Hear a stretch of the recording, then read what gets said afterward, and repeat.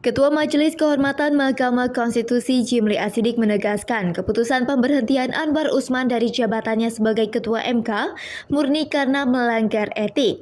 Keputusan tersebut tidak ada hubungannya dengan kepentingan politik jelang pemilu 2024. Maksud saya tentang politiknya itu kan siapa mau jadi capres, siapa mau itu kan soal lain, soal politik gitu. Di hadapan jurnalis pada saat konferensi pers, Jimli mengingatkan bahwa setiap putusan MK adalah final dan mengikat. Karena itu, putusan MK tidak bisa menyenangkan semua pihak. Tadi sudah saya jelaskan, putusan MK itu final dan mengikat. Begitu kata konstitusi. Diatur di konstitusi demikian dan juga di undang-undang. Sebagaimana juga sudah dipraktekkan, bahkan sudah beberapa kali ada putusan MK soal mengikatnya itu sudah jadi doktrin. Putusan Mahkamah Konstitusi bersifat final dan mengikat. Nah, di seluruh dunia kayak gitu sama. Nah, bahwa keputusan itu kita tidak suka, itu soal lain. Bahwa keputusannya diambil melalui cara yang misalnya melanggar aturan, itu soal lain lagi.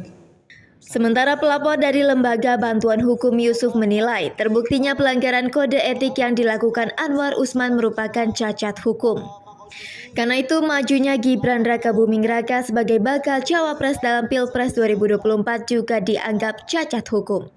Berdasarkan putusan kode etik yang dikeluarkan oleh MK terhadap dugaan pelanggaran kode etik Anwar Usman, meminta KPU untuk tidak menetapkan Gibran Rakabuming sebagai cawapres Pilpres 2024 karena dasar Gibran menjadi cawapres cacat hukum. Jika KPU tetap meloloskan Gibran sebagai bakal cawapres pendamping Prabowo Subianto, LBH Yusuf akan mengadu ke Bawaslu.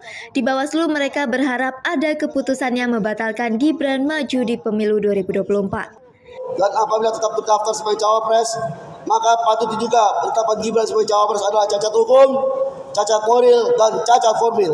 2. Berdasarkan putusan kode etik yang dikeluarkan oleh MK, LBH Yusuf akan mengajukan keberatan kepada Bawaslu atas pendataan Gibran Rakabuming Raka dan meminta Bawaslu untuk memerintahkan KPU tidak menetapkan Gibran Rakabuming Raka sebagai cawapres dalam Pilpres 2024.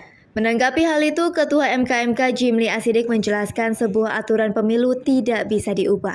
Alasannya, waktu tahapan pelaksanaan pemilu telah berjalan dan jadwal pemilu semakin dekat.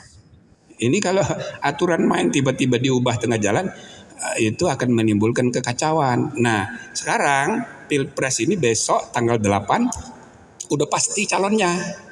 Sedangkan judicial review yang mahasiswa tadi saya bilang, itu kan bisa 1 bulan itu. Ya nggak bisa berubah lagi. Gitu loh. Jadi tidak mungkin mengalami perubahan sehingga keputusan soal sosok capres dan cawapres sudah final untuk Pilpres 2024. Jimli berpesan agar masyarakat bisa memilih yang terbaik berdasarkan hati nurani. Sehingga saya berharap masyarakat bisa kita jelaskan bahwa capres yang 3 ini ya sudah final gitu. Tinggal formalitasnya oleh KPU.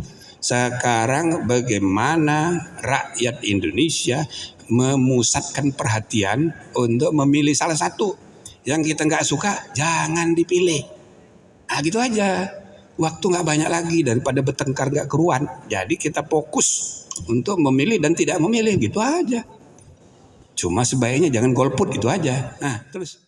MKMK memutuskan Ketua Mahkamah Konstitusi Anwar Usman selaku hakim terlapor melakukan pelanggaran etik berat, sebagaimana tertuang dalam Sabta Karsa Hutama.